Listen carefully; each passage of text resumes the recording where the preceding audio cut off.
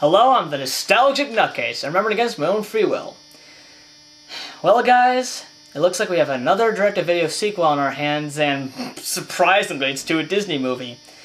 Granted, I already talked about this in my Return to Jafar review, but I didn't exactly talk about it in depth. In fact, I was a bit more, God, shoot me! Why would Disney create a crappy direct-to-video sequel to Aladdin? Why would Disney create direct-to-video sequels to every single freaking movie from the Disney Renaissance and movies that are over 50 years old? Yeah, I was a raging asshole. Anyway, here's the long and short of it. Back in the 90s, when Disney films were becoming successful again, some people at Disney decided it would be a great idea to make sequels to these films in order to cash in on their popularity. Well, okay, it wasn't a good idea, but it was definitely an ingenious idea. I mean, think about it. If you were a kid from the 90s and you freaking loved these films and you found out that they were making sequels to them, I mean, wouldn't you be excited? You know, before you actually watched them? And so, throughout the late 90s and early 2000s, they made a ton of sequels. And not just to the Renaissance films, but also some of the classic ones from the 50s. But we'll get to those eventually. Right now we're just focusing on Lion King 2. God, this thing's huge. So the sequel starts out with all the copies! I love copies. They're like God's Galador figures. Well, anyway, all the animals gather at Pride Rock to celebrate. Oh, man. Okay. What do you guys notice about the opening to this movie and the original movie? The chemical composition between the two samples was found to be identical. Identical. Well, then again, they are starting with the first one left off, but really, the only difference between this and the first movie is the song they play. Is it any good? He lives in you. He lives in me. He watches over. Well, good enough to be included in the stage musical. Anyway, this little cub is named Kiara, and since this is Lion King 2, Simba's pride, it's not hard to deduce who the parents are. A few years later, Kiara has grown into an adventurous young lioness. Wow! Whoa! Where do you think you're going in such a hurry? Daddy! Let go! Now, I just want you to be careful. Kiara, are you listening? Accidents can happen. You could easily get hurt or stepped on, or even get lost. And not to mention tossed, squashed, and scared practically to death. As you've probably noticed, this sequel actually tried to get the whole main cast from the first movie, like Nathan Lane, Ernie Sabella, Robert the Rafiki, Matthew Broderick, Bueller, and even James Earl Jones. So Kiara goes off to explore, as Simba tells Timon and Pumbaa to follow her. Aha!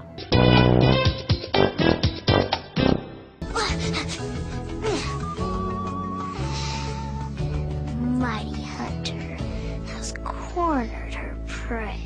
You are your father's daughter.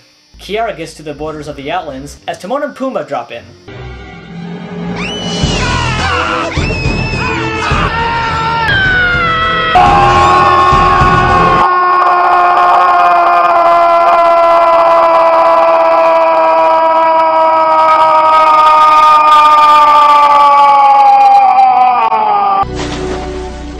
Oh, don't worry, Kiara. Uncle Pumbaa's coming. Kiara? Kiara? Pumbaa, let me define babysitting! Ha! So Timon and Pumbaa try to introduce Kiara to delicious grubs, but sadly the monarch is not pleased. Ruffs. The other white meat. What does that even mean? But you can't tell from the outside which are the real slimy ones. Slimy? Pumbaa, my corpulent compadre. It's the crunchy ones that make the meal. Slimy. Crunchy. Slimy. Crunchy. Slimy. Crunchy. Slimy. Crunchy. Slimy. Crunchy. So while Timon and Pumbaa are having their intelligent debate, Kiara sneaks off into the Outlands and meets a new friend.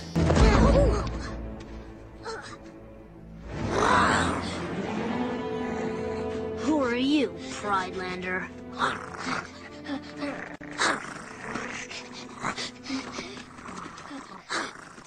What are you doing? My father says to never turn your back on an outsider. You always do what Daddy says? No, bet you do.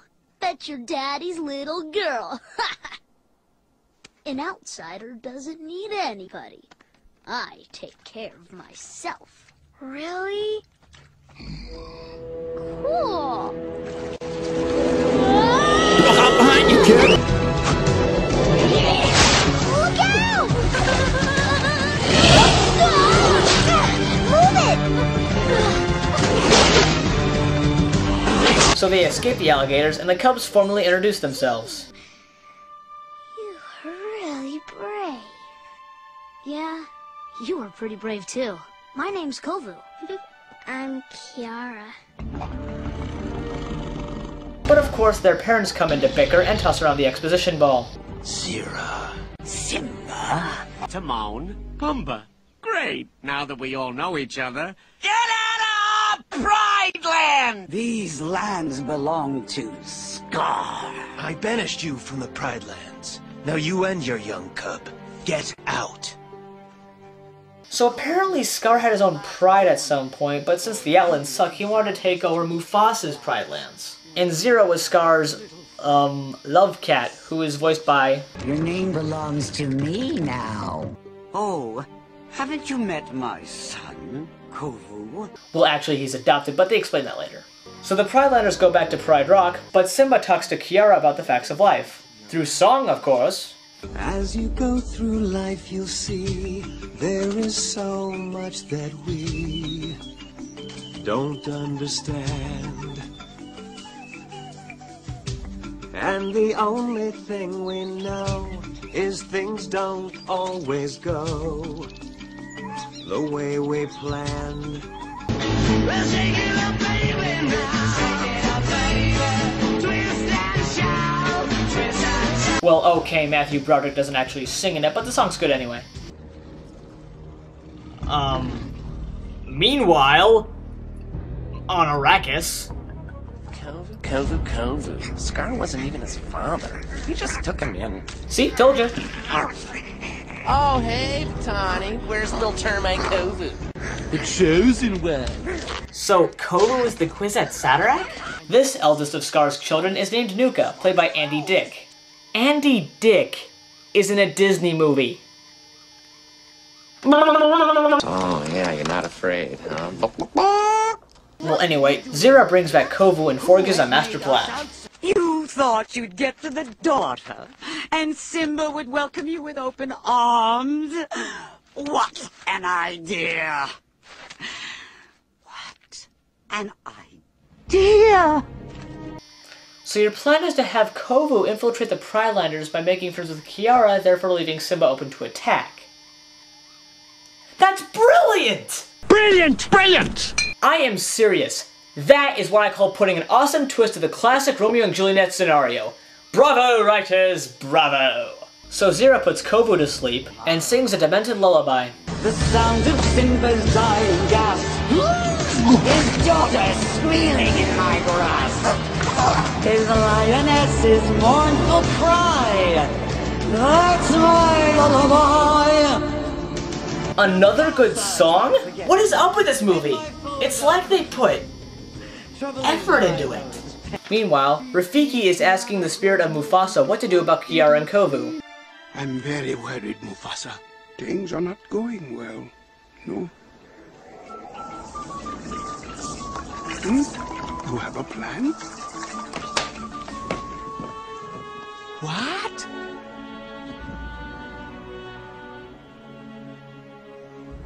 Kovu? Kiara? Together?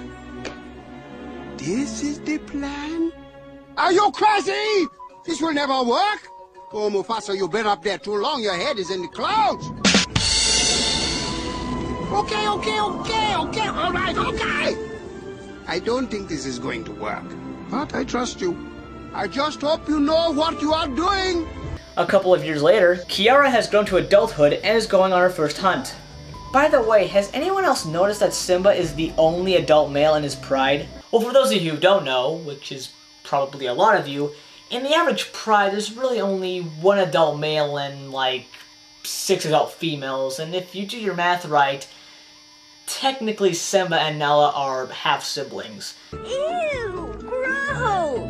No, that may sound gross, but remember, these are lions. This is what they naturally do, and begrudging them for polygamy and incest is like begrudging a black widow for eating her husband. Although it is kind of funny how the writers for this movie try to avoid the whole incest issue by making Kiara the only cub in her pride and by making Kovu adopted.